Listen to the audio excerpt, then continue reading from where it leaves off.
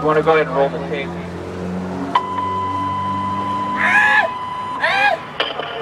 Emergency traffic in District 50 for a serious injury accident. 59th Avenue in Thunderbird, 5 men in Thunderbird. I need 2 units. 5-4 Bravo, 5-5 Bravo. It's going to be a serious injury accident, 5-9 Avenue in Thunderbird. Involving 2 vehicles. They're blocking in the middle of the intersection. Coordinates advising 1 person was ejected and not breathing. We're transferring to fire for CPR. This traffic is off the main channel. Supervisors are copy.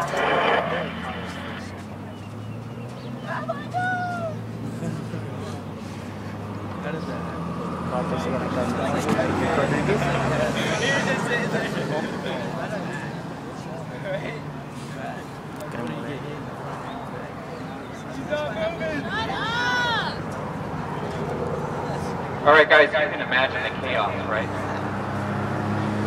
What everybody's feeling, what the crowd's feeling, what cars passing by are feeling.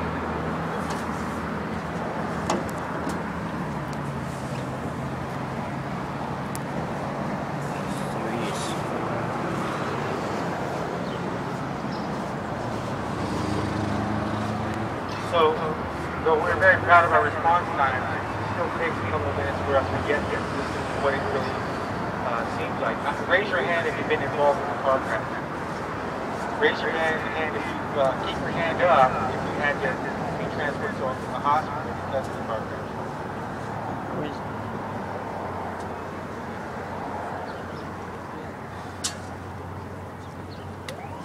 Yes!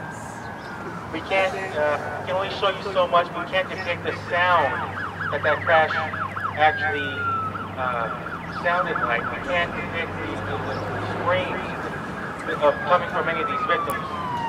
Their head hitting the dashboard. You notice that the windows are popped out of this first car here. Do you have any idea what that sounds like up close?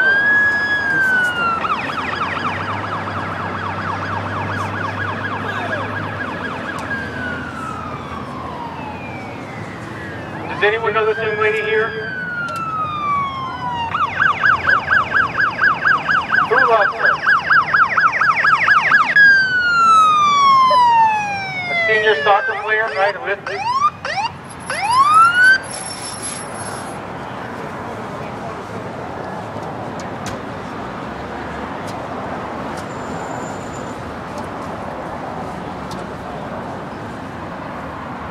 Guys, more stuff to think about too. Think about this first officer on scene. I know the assistant principal mentioned that the policemen and the firemen are human too.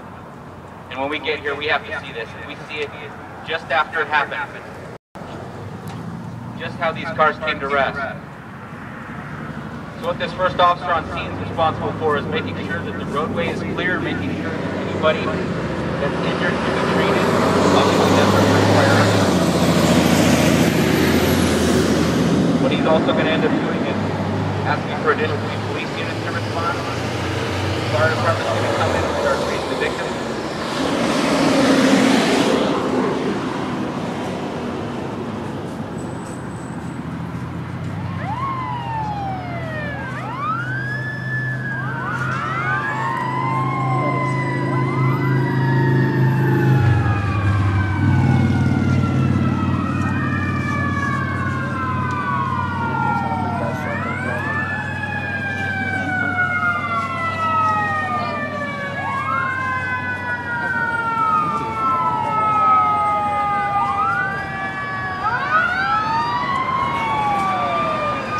What the first officer has discovered is that alcohol might be a factor in this collision. And what I mean by a factor is that someone's been drinking.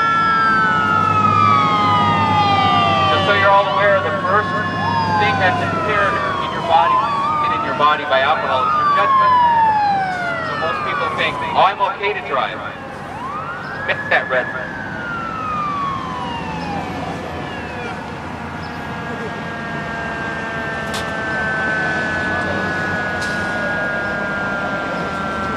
When that judgment gets affected, we're starting to think, I can beat the train, I can beat the red light, I'm okay to drive. And obviously they're not.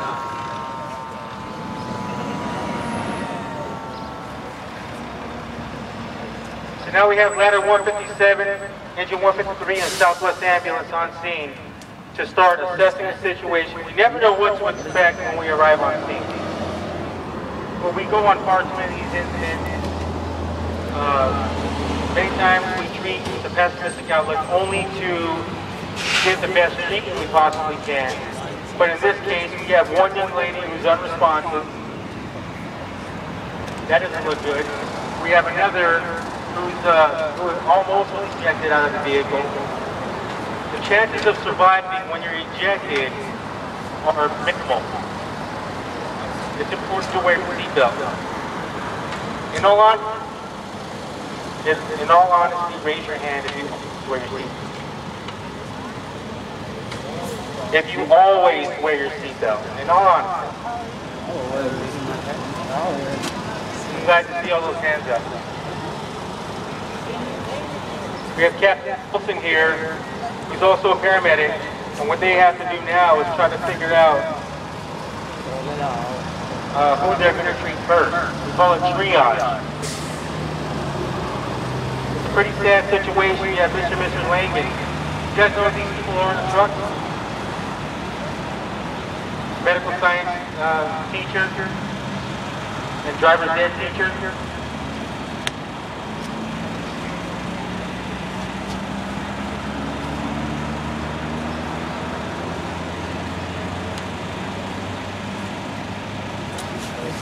Firefighter Carson just came over and checked this out. He doesn't have a pulse, so immediately he goes to treat the next person. It's called triage.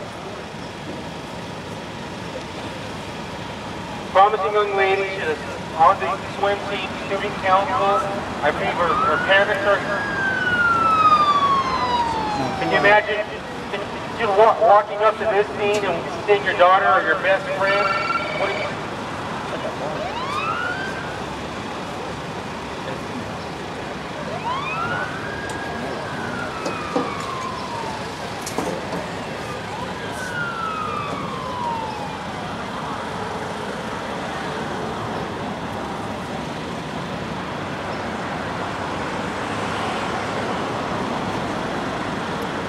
Okay, this is the part where the fire department work real together. Okay, the fire department's main objective is to make sure anybody that's injured is treated. The police department then comes, and it's our job to investigate if a crime occurred. And in this case, it happened. It's a big crime. This isn't just a DUI. This isn't just something that somebody can hire an attorney, pay some fines, and be done with it. This is a homicide. Okay, a lot of people don't realize that a crash like this is considered a murder.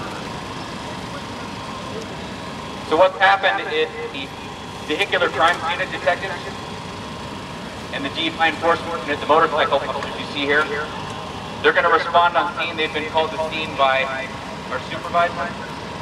They're going to start looking into the impairment investigation. The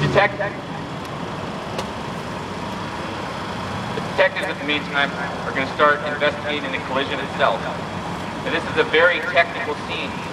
This isn't something that we just go out, click our thumbs and measure and be done. You'll see the equipment that they're going to bring out. It's highly technical. We normally spend between 6 to 8 hours on a scene like this.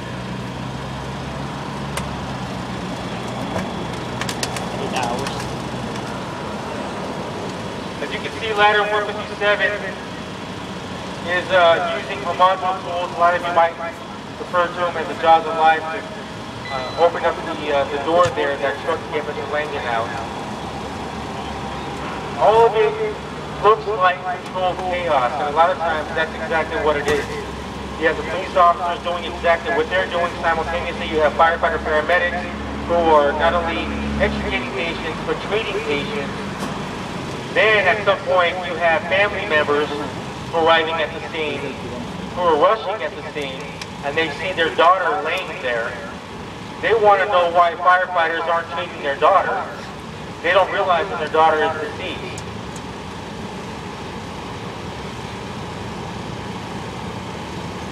Now you have firefighter Brantner going over to... Now what is that?